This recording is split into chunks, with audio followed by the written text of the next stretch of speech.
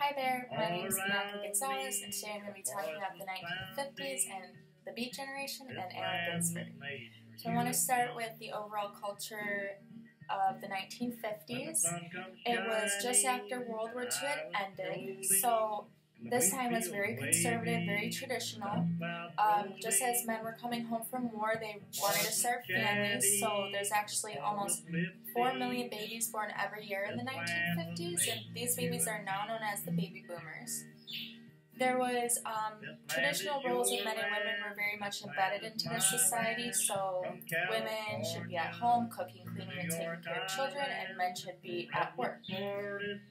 Another element of this conservative society was this sense of anti-communism, which came over from the 1940s and World War II, but it was still very present in the 50s, and what this meant was that people were investigated if they didn't seem like they were loyal to their governments, people lost their jobs, and there was just an overall sense that if you didn't fit the norms of the society, you were seen as suspicious.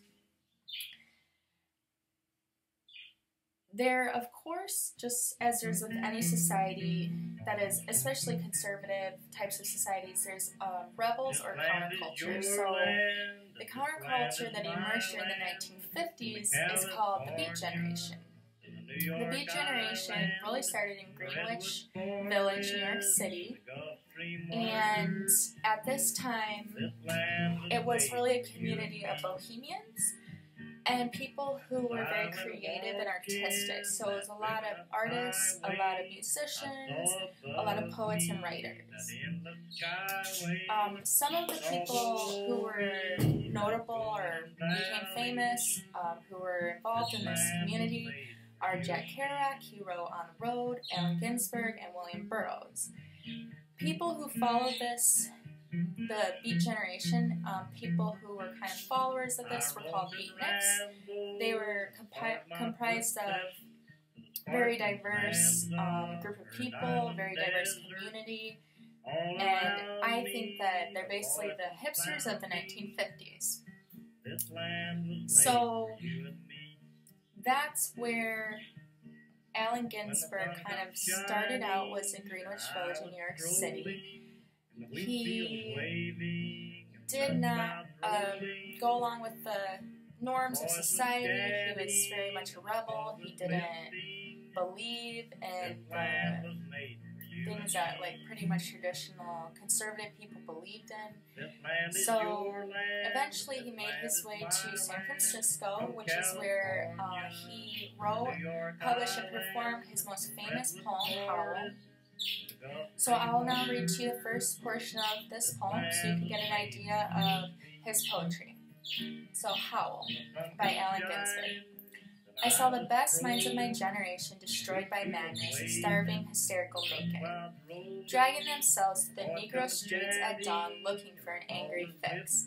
Angel-headed hipsters burning for the ancient heavenly connection to the starry dynamo in the machinery of night, who poverty and tatters and hollow-eyed and high sat up smoking in the supernatural darkness of cold water flats floating across the tops of cities contemplating jazz, who bared their brains to heaven under the L and saw Mohammedan angels staggering on tenement roofs illuminated, who passed through universities with radiant cool eyes, hallucinating Arkansas and Blake-like tragedy among the scholars of war, who were expelled from the academies for crazy and publishing obscene odes on the windows of the skull, who cowered in unshaven rooms in underwear, burning their money in wastebaskets, and listening to the terror through the wall.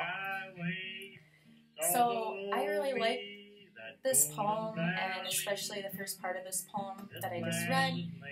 I really think that it totally reveals the frustration of the Beat Generation. You can see the artistic energy, you can see them staying up late, listening to music, writing poetry, smoking cigarettes, and pretty much just breaking away from conformity in general.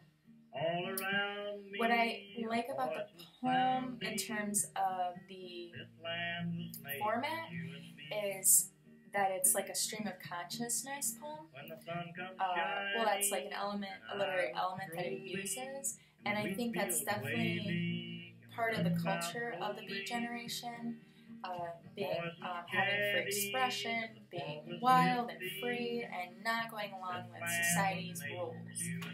So that's a little overview of the culture of the 1950s, the counterculture of the 1950s, a famous poet from the time, Allen Ginsberg.